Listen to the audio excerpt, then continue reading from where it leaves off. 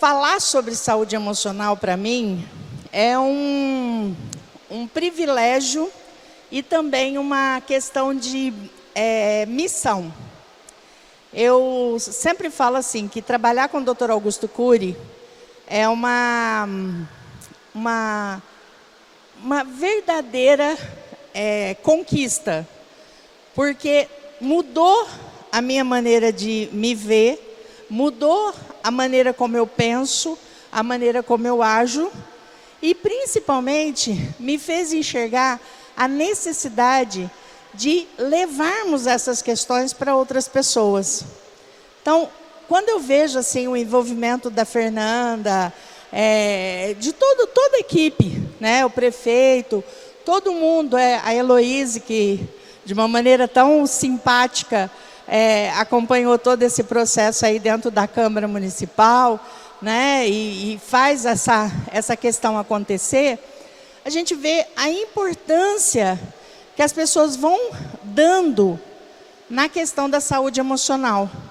Eu sempre brinco que eu digo assim, se fosse para fazermos um curso aqui sobre como ganhar dinheiro, precisava colocar umas 3.000 cadeiras aqui, porque ia lotar, né?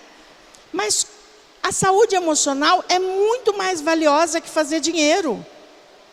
Porque muita gente faz dinheiro para depois gastar com a saúde, né? Quer dizer, é incoerente. É incoerente que nós, como seres humanos, deixemos tanto para trás algo que é essencial, que é a nossa saúde emocional. Pensarmos sobre isso faz com que as relações se tornem melhores, porque melhora a relação que a gente tem conosco. Com o autoconhecimento, nós vamos desenvolvendo uma melhoria nos relacionamentos conosco.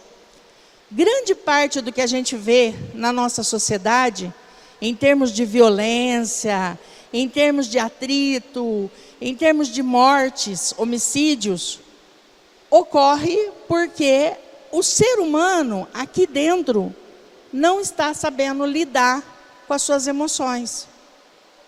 E, infelizmente, nós pouco ou quase nada discutimos isso em termos de sociedade. Por exemplo, quando a gente se torna mãe ou pai, nós recebemos um manual de como educar? Até porque não ia adiantar, porque cada filho é de um jeito. Cada filho precisaria de um manual diferente. E você teria que ter tempo para decorar sobre como lidar com aquele filho.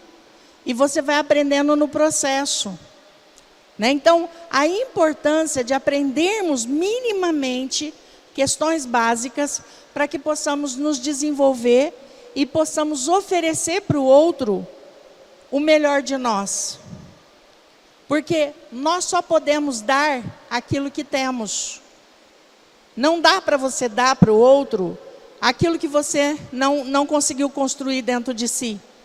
Eu não consigo ensinar uma criança a ser pacienciosa se eu não sou. Eu não consigo ensinar uma criança a ser calma se eu não sou. Eu não consigo ensinar uma criança a ser ponderada se eu não sou. São as incoerências. Que às vezes você olha uma mãe ou um pai falando assim para o filho: mas você dá muito trabalho. Você só fala gritando. E o pai está falando de que jeito? A mãe está falando de que jeito? Gritando.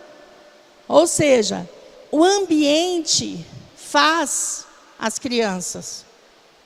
E nós precisamos perceber que ambiente que nós queremos dentro da nossa casa. Se é um ambiente de guerra ou se é um ambiente de paz. Eu costumo trazer um exemplo que aconteceu comigo como professora, que eu tinha um aluno pequenininho, tinha 5 para 6 anos de idade, magrinho, um dos alunos mais dóceis que eu tinha dentro da sala. Mas era muito quietinho, muito fechado, quase não conversava. E uma das minhas grandes preocupações era fazer com que ele se tornasse mais falante, que ele se abrisse mais. E esse menino tinha uma dificuldade enorme de relacionamento. E ele vinha sempre de blusa de manga comprida. Até que um dia, quando ele foi pegar o lápis, eu percebi umas manchas no braço dele. E eu pedi que ele ficasse na hora do intervalo para conversar com ele. E nesse momento, eu pedi para ele, olhei, e vi que ele estava cheio de marcas de apanhar. Mas eram marcas muito, muito feias. A primeira questão que eu tive foi ligar para o conselho tutelar e fazer uma denúncia. Mas eu falei, eu posso tentar um caminho diferente e tentar resolver isso de outra forma. Porque era um pai presente, era um pai que levava os filhos de manhã, apesar dele trabalhar no turno da noite, ele levava o filho de manhã e buscava no finalzinho das aulas. Então era um pai carinhoso, que eu via abraçando, que eu via beijando. Então eu falei, tem alguma coisa errada nisso. E aí eu chamei a mãe com muita, muita, muita dificuldade, a mãe me contou que o pai batia tanto no filho quanto batia nela. Porque queria que o filho fosse mais homem, fosse mais agressivo, fosse mais impositivo. E ele não era. E aí ela falou, olha, da última vez ele apanhou porque ele saiu para jogar futebol com os meninos furaram a bola dele, e ele bateu no menino porque o menino não bateu nos meninos. Ou seja, eu vou bater em você para você aprender a bater nas outras crianças, para você virar homem. E aí eu falei para ela, olha, eu vou fazer uma reunião de pais e eu quero trazer os pais para a gente fazer algumas reflexões, mas vai ser específico para o seu marido. Você consegue trazê-lo? Ele nunca faltava. Conseguiu trazê-lo, ele veio, participou. E a minha discussão, a minha reflexão com eles era, aonde começa a guerra? Onde que começa a guerra? E aí a gente foi discutindo, falamos sobre a Primeira Guerra Mundial, a Segunda Guerra Mundial, a Guerra do Golfo, a Guerra do Kuwait, as guerras que estavam acontecendo naquela época, e discutindo onde que começa a guerra. E aí quando terminou a reunião, muitos pais estavam chorando, né? A gente foi discutir que a guerra começa na família. Quando você aprende a ser agressivo. Quando você ensina o outro a ser agressivo. E passa a achar que isso é normal. Que é normal machucar um irmão. Que é normal machucar uma pessoa que você convive. E aí, muitos pais choraram, tal. E esse pai foi embora sem conversar comigo. Eu falei, poxa, não consegui atingir o objetivo. Ele sequer olhou para mim. Foi embora, estava terminando de guardar as coisas lá, era tarde, já era quase 11 horas da noite, quando a gente encerrou.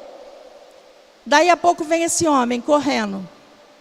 Entrou na minha sala, assim, banhado de lágrimas. Ele chegou e falou assim para mim, Dona Denise, tudo que a senhora falou aqui serviu para mim. Aí a esposa que estava do lado falou assim, olha, eu vi esse homem virar um louco. A gente estava lá perto do orelhão, ele saiu correndo, veio e falou assim, não posso ir embora sem falar com ela. Aí veio correndo, eu vim correndo atrás dele. Ele falou assim, Dona Denise, eu bato no meu filho e eu bato nela, que eu amo tanto. E eu faço isso porque eu aprendi com meu pai a fazer desse jeito. Meu pai batia na gente para a gente aprender a ser homem. E eu aprendi a fazer isso com meu filho para que ele se tornasse homem. E hoje eu tive a oportunidade de entender que eu nunca quis fazer isso. Eu nunca quis ser essa pessoa agressiva. Mas meu pai me ensinou a ser assim. E eu estava tentando ensinar meu filho porque achei que o correto era isso. Que o meu pai me ensinou, eu tinha que ensinar isso para o meu filho. E agora eu estou vendo que eu deveria ter ensinado meu pai de forma diferente. Que não é pela guerra que a gente vai conseguir construir um país ou um mundo que a gente quer viver. Nunca mais tivemos problema com ele. O menino mudou assustadoramente, mas assim, ó, de uma forma linda, de uma hora para outra. Naquele ano eles mudaram de cidade. Passado uns 6 anos mais ou menos, eu encontrei com eles no posto de gasolina. Ela estava no carro, eu peguei e fiz assim para ela. Ela fez assim para mim e falou que estava maravilhosamente bem. Ou seja, muitas vezes nós precisamos questionar para onde caminha a humanidade. O que está acontecendo com essa nossa sociedade? Que a gente está ficando cada vez mais tecnologicamente próximos, porque quem é da nossa época aqui sabe que antigamente para você mandar uma mensagem para uma pessoa, para uma carta, ou mesmo para você conversar, está falhando, não está? Vocês estão ouvindo bem? Tá. Então, para a pessoa ouvir, né, uma conversa nossa, ou para receber uma carta, demorava um tempão. Às vezes você tinha que marcar o orelhão. Lembra disso? Que a gente tinha que mandar uma carta, marcar o número do orelhão, esperar a carta voltar para confirmar. Isso demorava às vezes um mês. Eu falo que o orelhão antes era nossa rede social, porque todo mundo ficava sabendo da nossa vida, né? Você estava lá no orelhão, todo mundo estava atrás sabendo, né? Então, hoje não. Hoje nós estamos próximos. Mas, ao mesmo tempo, temos dificuldade de conversar com o nosso marido. Temos dificuldade de conversar com as pessoas que a gente mais ama. Os estudos apontam que um dos itens mais importantes dentro do relacionamento, um dos indicadores de como o relacionamento vai esfriando, é o beijo na boca. Que à medida que você vai convivendo, o beijo vai deixando de ser importante. E passa a ser só aquele selinho, quando você chega ou quando você vai embora. Sendo que, na verdade, você tem que aprender o quê? Aprender a cultivar a relação, a cultivar o amor. A olhar para a pessoa e prestar atenção naquilo que a pessoa tem de maravilhoso. Porque quando você conheceu essa pessoa, você se apaixonou por ela. Mas à medida que você vai convivendo, você vai começando a enxergar os defeitos. E os defeitos passam a ser mais importantes do que as qualidades.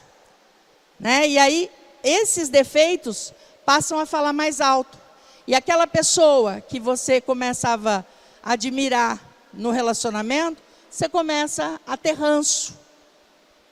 Então, é necessário que a gente aprenda a cultivar a relação. A mandar mensagens de amor. O padre Cláudio Duarte, ele fala um monte de coisas interessantes, né? Mas tem coisas que eu não concordo com ele. Mas ele fala uma coisa assim, ele diz assim, que a gente precisa aprender a chegar em casa, olhar para o nosso cônjuge, olhar fundo nos olhos e falar assim, você é lindo. Se não for, profetiza. Né? Quer dizer, é uma brincadeira, mas ao mesmo tempo, o que é beleza? O que nos leva a amar outra pessoa? Muitas vezes não é a beleza física, é como a gente se sente ao lado da pessoa. Como a gente se sente estando junto com a pessoa. E como a gente faz a outra pessoa se sentir. Temos que aprender que muitas vezes nós nos tornamos manual de regras. Você fica estabelecendo para o outro o que o outro tem que fazer. E vai destruindo a relação. Vai fazendo com que a relação se torne cada vez mais esgarçada, chata, desnutrida. Fica aquela relação sem raiz. Então nós precisamos aprender a nutrir esses relacionamentos. Por quê? Estamos diante de uma sociedade que cada vez mais se torna adoecida. Estamos diante de uma sociedade que está adoecendo. Antigamente era raríssimo nós vermos uma pessoa que tivesse depressão. Hoje é raro a gente ver uma família que não tenha ou alguém com depressão ou que esteja passando pelo processo de depressão, né? Que tenha passado pelo processo de depressão também. Então, é necessário que a gente entenda isso. Que tipo de família que nós estamos construindo? É uma família de opositores ou é uma família de cúmplices, de parceiros, de pessoas que se dão as mãos para poder concluir um objetivo em comum?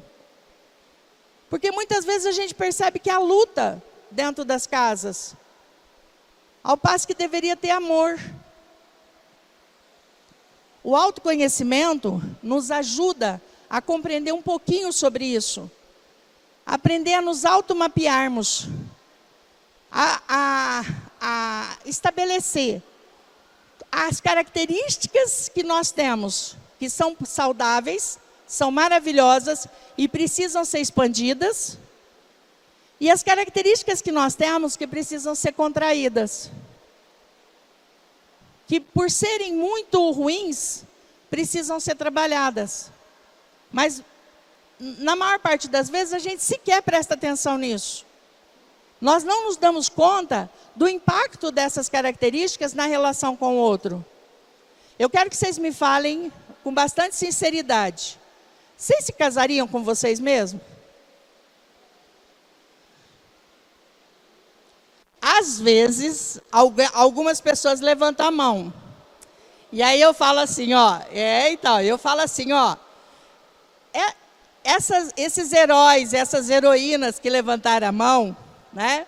Eu falo assim, eu gostaria que vocês pensassem bem o seguinte: será que vocês assumem que conseguiriam casar com vocês mesmos? Porque vocês têm a mais absoluta certeza que só vocês suportariam vocês? Não é? Porque é muito fácil você projetar os problemas no outro. Mas muitas vezes o outro é irritadiço porque você também provoca. Muitas vezes você é irritadiça porque o outro te provoca. Então é necessário sabedoria para aprendermos como lidar com essas questões. Para que nós não sejamos os chatos, mas que o outro também não seja o chato na relação, né? Que estejamos juntos. E vamos fazer uma dinâmica rapidinha aqui. Fechem a mão de vocês. E sem abrir a outra mão, tentem visualizar mentalmente todas as marcas digitais da mão de vocês. As mais profundas e as mais superficiais. As marcas mais profundas e as marcas mais superficiais. É fácil? É fácil, pessoal?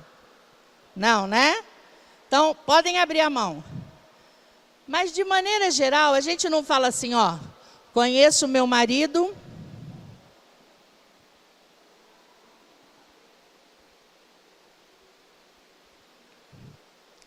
conheço meu filho como a palma da minha mão. Conheço Dumont como a palma da minha mão. E eu falo, não tem frase mais correta que essa. Porque, de fato, muitas vezes a gente conhece o outro como a palma da nossa mão. Ou seja, não conhecemos, né? Quantas vezes a gente promete uma coisa para nós mesmos e nós não conseguimos cumprir? Você fala, nunca mais eu vou gritar com meu filho. Daí a pouco você está fazendo o quê? Gritando, né? Então, muitas vezes a gente não se conhece. Então, a importância de aprendermos sobre o autoconhecimento. Aprendermos a olhar para dentro de nós mesmos e a pensarmos que a mente mente. E a mente mente, às vezes, de uma maneira tão sutil que a gente nem percebe. Por exemplo, quando a mente diz assim, ó, você não é boa não, você não vai conseguir, ninguém gosta de você. Tá vendo aquela cunhada tua, aquela minha cunhada? Ah, minha cunhada é uma cobra. Minha sogra, não é à toa que chama sogra. Ô, mulherzinha difícil. Né? Quer dizer, você fica o tempo inteiro retroalimentando a tua mente para que a tua mente também traga outras informações que muitas vezes não são verdades, mas que é o teu desejo de verdade. É o teu desejo que seja verdade, porque assim alimenta a tua raiva, alimenta a tua angústia. Então, nós precisamos prestar atenção nessas informações que a mente nos traz. E principalmente, compreendermos se num relacionamento nós desejamos ganhar a pessoa ou ganhar a discussão. Na maior parte das vezes, a gente quer ganhar a pessoa ou a discussão? A discussão. Você quer mostrar, eu vou mostrar para ele, ainda até tremidinha na voz, né? Eu vou mostrar para ele que eu estou certa. Ou que eu estou certo. Né? Quer dizer, você impõe uma forma de percepção tua em cima de uma questão às vezes boba, que não precisaria ter toda essa discussão, toda essa questão. Tem uma historinha que eu gosto muito de contar, que reflete muito bem isso daqui. Ela diz o seguinte, que um casal estava indo para um casamento, e eles estavam atrasados. E aí, entraram no carro, o marido disse assim, olha, eu vou passar pelo desvio, porque o desvio é mais rápido. Aí, a esposa disse assim, amor, não passa pelo desvio, que o desvio está em obras, e nós vamos nos atrasar mais. Aí o marido disse assim, não, o desvio não está em obras. Eu vi que parou as obras a semana passada. Então a gente pode passar por lá porque tá tranquilo já. Ela falou, amor, não, eu ouvi hoje no rádio que o desvio ainda não concluiu as obras. Então se a gente passar por lá nós vamos atrasar mais. Ele falou, não, eu tenho certeza absoluta que já acabou as obras. Passaram pelo desvio, o desvio estava em obras. A esposa ficou em silêncio. O esposo ficou em silêncio. Continuaram, chegaram atrasados, né, mais atrasados ainda. E assim que ele estacionou o carro, ele olhou para ela e falou assim, amor, antes da gente descer, me explica uma coisa. Por que você não brigou comigo quando você viu que eu errei? Ela falou, porque você já tinha visto que você errou. Eu não precisava te falar de novo. Porque geralmente o que acontece? Quando você vê que uma pessoa está errada, você fica em cima, chutando cachorro morto. Você está vendo? Eu não te disse? Eu te disse, não te disse? Não é? Eu falei para você que não era para passar aqui. Aí aquilo ali vai virar o resto da vida. Todo momento que você pode, você vai estar chamando a atenção de novo para aquela situação. Ou seja, retoma milhares de vezes o mesmo problema. Desgasta a relação por causa de uma coisa que é inútil, que não vai mudar nada. Não vai conseguir chegar no horário. Aí ela falou assim, entre ganhar a discussão e ganhar a sua reflexão, eu preferi ganhar a sua reflexão. Pronto. Os dois entraram na festa, aproveitaram a festa e saíram em paz. Se ela tivesse falado alguma coisa, muito provavelmente eles teriam discutido, teriam entrado na festa de bico um com o outro, a festa teria sido horrorosa, mesmo que estivesse maravilhosa, eles teriam saído de lá brigados. Estou errada? Não é desse jeito mesmo? Ou seja, muitas e muitas vezes, nós criamos uma tempestade onde não precisava. Onde bastava apenas compreender o chuvisco. Né? Então, forte. Os fracos impõem suas verdades. Os fortes as submetem ao debate de ideias. É importante a gente entender que na nossa sociedade nós fomos ensinados que forte é quem ganha a discussão. Mas o forte é quem aprende a controlar não o outro, mas aprende a controlar a si mesmo. O seu impulso de querer machucar, de querer xingar, de querer falar, e você se controla. Você aprende a se controlar. Observem ali. Sem eu falar nada, qual é o dito popular que aquela foto nos remete? Estar com a faca e o queijo na mão, não é isso? Próxima. Não chorar o leite derramado. A próxima. Estar com a mão na roda. Eu precisei falar alguma coisa? A imagem, por si só, já falou. Na nossa vida também é assim. Na teoria da inteligência multifocal, do Dr. Augusto Cury, nós aprendemos sobre a linguagem dialética e a linguagem antidialética. Dialética é tudo aquilo que a gente fala, tudo que nós falamos. E o antidialético é tudo aquilo que a gente comunica sem precisar falar. Por exemplo, a linguagem. Se uma pessoa do norte ou nordeste conversa com a gente, nós sabemos que ela é do norte ou nordeste? Imediatamente, não é? Por quê? Por causa do sotaque, por causa das palavras que usa.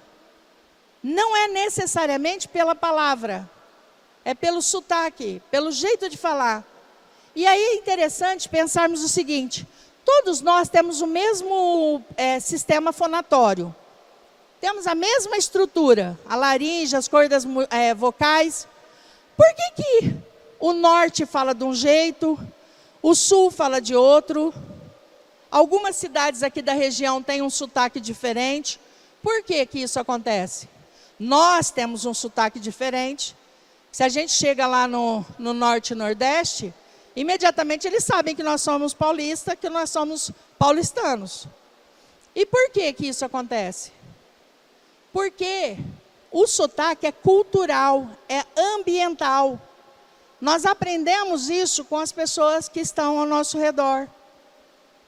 Da mesma maneira, o ambiente da nossa casa ensina, mesmo sem ensinar. Se você tem um quarto bagunçado, você está ensinando o que para os teus filhos? Que bagunça é normal, não é? Se você tem o hábito de deixar tudo desorganizado na tua casa, o que você está ensinando para os teus filhos? Que desorganização é algo normal. Se por acaso você trabalha a questão do respeito, da consideração com o próximo, é um ponto, isso é importante. Mas se a criança, o seu filho, sua filha, olhar em você, fazendo, tendo exemplo de educação, de respeito com o outro, automaticamente a criança aprende também. Alguns anos eu estava em São Luís do Maranhão e eu estava no aeroporto e chegaram 3 pessoas, professoras, e sentaram do meu lado. E não tinha como não ouvir o que elas estavam falando, porque elas estavam perto. Aí uma delas disse assim para a outra: eu sou boca de confusão. Eu falei: olha o termo, que maravilha, boca de confusão. Quando eu chego lá na secretaria da escola, eu já chego com os 2 pés no peito. E eu já falo tudo que eu tenho para falar. E todo mundo sabe que eu sou boca de confusão, então todo mundo me trata pianinho. E ela começou a contar um monte de coisas, mostrando isso como vantagem. Como se fosse vantagem ser boca de confusão. Então, nós precisamos entender que a educação, ela precisa ser primordial no relacionamento. Se o outro nos trata mal, é uma responsabilidade do outro. Mas se eu sou grosseira com ele, é uma responsabilidade minha. Eu preciso aprender que para trabalhar com o outro, eu preciso trabalhar comigo. Não significa você aceitar tudo, porque você precisa aprender a colocar regras. Existem regras que não podem ser quebradas, mas a maneira como você vai falar isso vai fazer toda a diferença. Por isso a importância de pensarmos sobre essas questões. Né? Você pode transformar uma coisa pequena num problema muito sério e transformar uma coisa muito grande em algo tranquilo de ser resolvido. Basta a maneira como você vai lidar com isso. Né? E aí, pensarmos sobre o vídeo, o filme, Divertidamente. Vocês assistiram o filme? Então, esse filme, ele tem um erro crasso. Porque dentro da mente da Riley deveria ter um avatarzinho que simbolizaria o eu. Que é a nossa capacidade de escolha.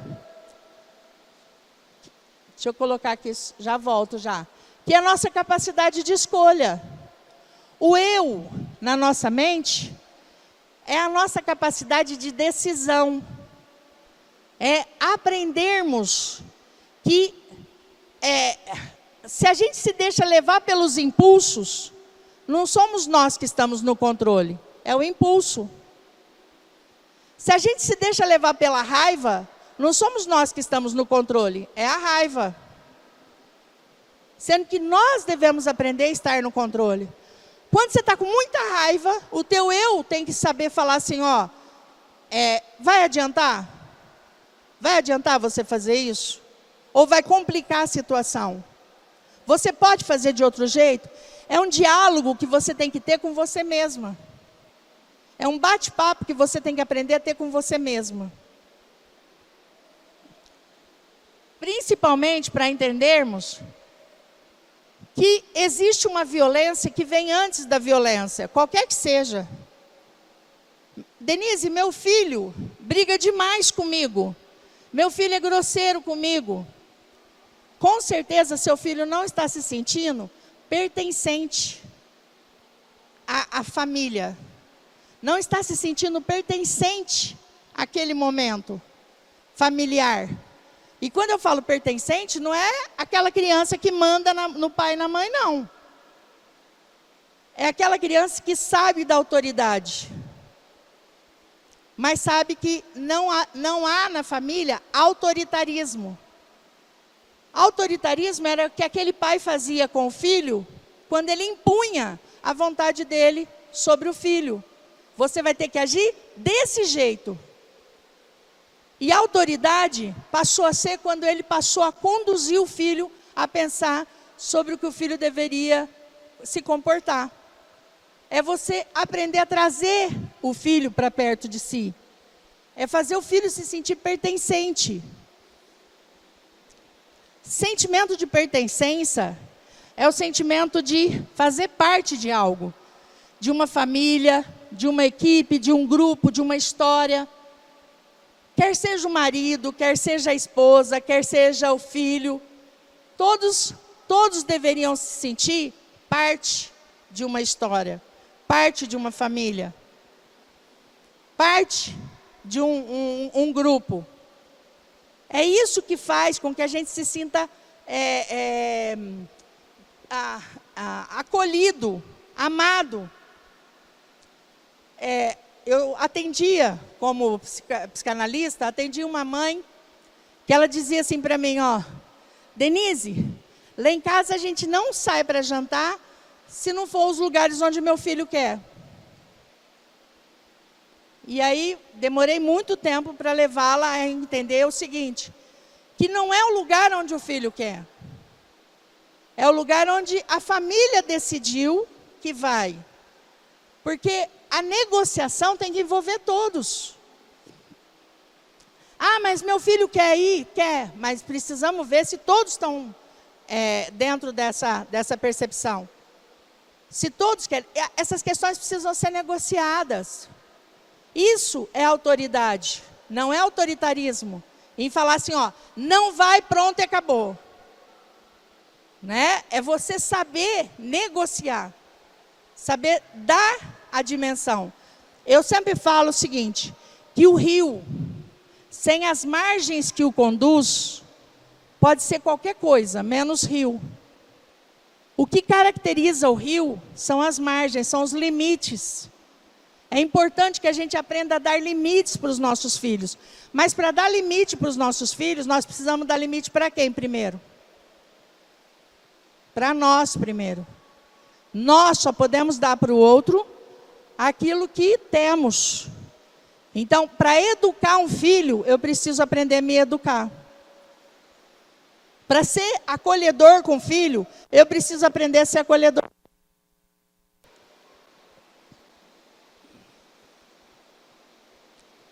Aqui, nós temos algumas competências e habilidades socioemocionais, que só tem valor se a gente aprender sobre isso. Como a mente funciona? Quais são as características da nossa mente? Nós temos várias situações onde a gente vai aprendendo sobre memória. A memória é tudo aquilo que a gente vai registrando. Por que algumas memórias a gente lembra mais que outras? Por causa da emoção. Se eu perguntar para vocês assim, ó, vocês se lembram de do que vocês almoçaram dia 27 de janeiro de 2017? Lembra? Não. A não ser que tenha sido aniversário ou alguma coisa muito importante, vocês não vão se lembrar. Mas se eu falar para vocês assim, ó, lembrem de um almoço que vocês tiveram na infância que foi muito importante.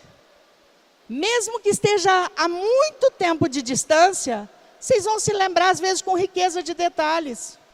E por quê? Porque o alto fluxo, que é esse fenômeno, ele só lê aquilo que tem alta carga emocional. Por isso que é importante nós colocarmos emoção nas questões de relacionamento. Muitas vezes, eu não lembro tudo que o meu marido fez para mim, mas eu me lembro como eu me sinto diante do meu marido. Muitas vezes eu não me lembro de tudo que a minha esposa fez para mim, mas eu me lembro de como eu me sinto ao lado da minha esposa. Está vendo como que a emoção garante o sentimento? E a pertencência? Né? A importância de pensarmos sobre essas questões. E as nossas memórias, elas se organizam em dois grandes grupos. As janelas light, que são todas as experiências prazerosas que nós temos, e as janelas killer, que são todas as experiências traumáticas. Tudo aquilo que a gente passou na vida de ruim, negativo, são janelas killer, que assassinam a nossa capacidade de pensar tranquilamente. Ao passo que a janela light ilumina a nossa capacidade de pensar. E quanto mais eu aprendo sobre isso, mais eu aprendo sobre as competências e habilidades socioemocionais que eu vou desenvolvendo em mim. Por exemplo, gerenciar o pensamento, gerenciar a emoção, gerenciar o comportamento. A maneira como eu penso incide na maneira como eu me sinto. E a maneira como eu me sinto incide na maneira como eu me comporto. Ou seja, se eu quero trabalhar meu comportamento, eu preciso trabalhar o quê? Meu pensamento. Quanto mais eu aprendo a pensar sobre o que eu penso, tanto mais eu aprendo a fortalecer o meu eu. Principalmente, compreender que eu só posso ensinar sobre autoestima para o meu filho se por acaso eu tenho uma autoestima boa. Eu preciso aprender a olhar no espelho e a enxergar e ver as qualidades que eu tenho. Todos nós temos. Muitas vezes a gente passa a não acreditar nelas. E a gente precisa começar a fazer um levantamento dessas qualidades. E a se valorizar mais. A se perceber como obra-prima da natureza. E termos consciência de outras habilidades. Pensar antes de agir ou reagir. Superar ofensas. Compreender que não é o outro que nos ofende. Somos nós que nos sentimos ofendidos. O outro pode falar o que quiser, mas eu só vou trazer essa ofensa para dentro de mim se por acaso eu não tiver um eu atuante que combata essas ofensas. Entender que ninguém fere sem antes se sentir ferido. Colocar-se no lugar do outro. Doar-se e diminuir a expectativa do retorno. Considerar que o outro é muito maior que o erro que cometeu. Comunicação multifocal. Fazer perguntas antes de dar respostas. Compreender que ninguém pode dar o que não tem. Praticar o silêncio proativo. Elogiar o outro antes de lhe apontar dificuldades ou discordar da sua opinião. Compreender que o que é óbvio para você pode não ser óbvio para o outro. Proteger a emoção. Contemplar o belo. Pensar como espécie. São mais de 80 competências, habilidades socioemocionais. É óbvio que aqui na palestra a gente está falando tudo muito rápido. Mas se a gente tivesse tempo aqui para desenvolver, cada uma dessas dá um curso. E todas essas habilidades aqui, elas são importantes para combatermos as armadilhas da mente. Baixa autoestima, orgulho, egoísmo, coitadismo, conformismo, dificuldade de reconhecer erros, necessidade neurótica de impor e não expor a sua opinião, dificuldade de recomeçar quantas vezes forem necessárias, necessidade de diminuir o outro, hipersensibilidade, que é aquela pessoa dodói, que você não pode falar nada para ela, que ela já se dói, preconceito, arrogância, prepotência, hábito de reclamar, que a gente quase não tem, né? Impulsividade, imediatismo, compulsividade, intolerância, nervosismo, necessidade de criticar tudo e todos. São mais de 80 armadilhas da mente. É importante que a gente pense, essas questões para desenvolvermos habilidades socioemocionais, para desenvolvermos qualidade de vida, saúde emocional. O que eu falei, se a gente tivesse aprendido antes, teria sido mais importante? Teria sido valioso para nós? Nós precisamos aprender sobre isso para aprendermos a ensinar para os nossos filhos. E trabalharmos isso em nós, não pelo outro, mas principalmente por nós mesmos. E aí eu queria deixar, por fim, uma poesia do Dr. Augusto Cury que eu amo, que diz assim, só um minutinho só.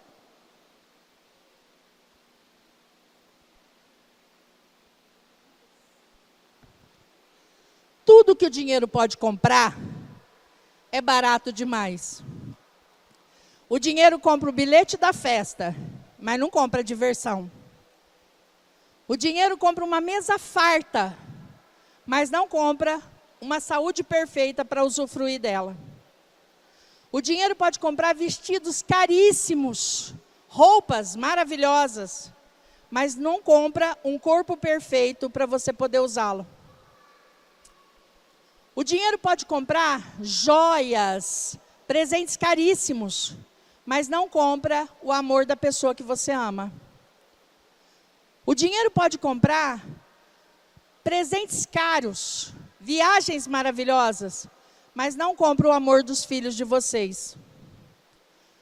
O dinheiro pode comprar uma casa fabulosa, linda, maravilhosa, mas jamais vai conseguir comprar um lar.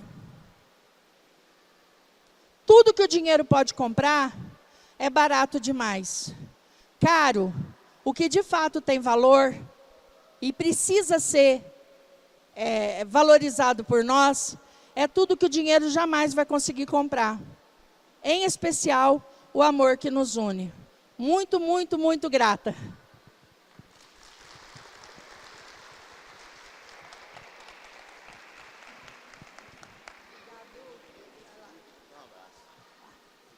Eu que agradeço, você é maravilhoso, viu?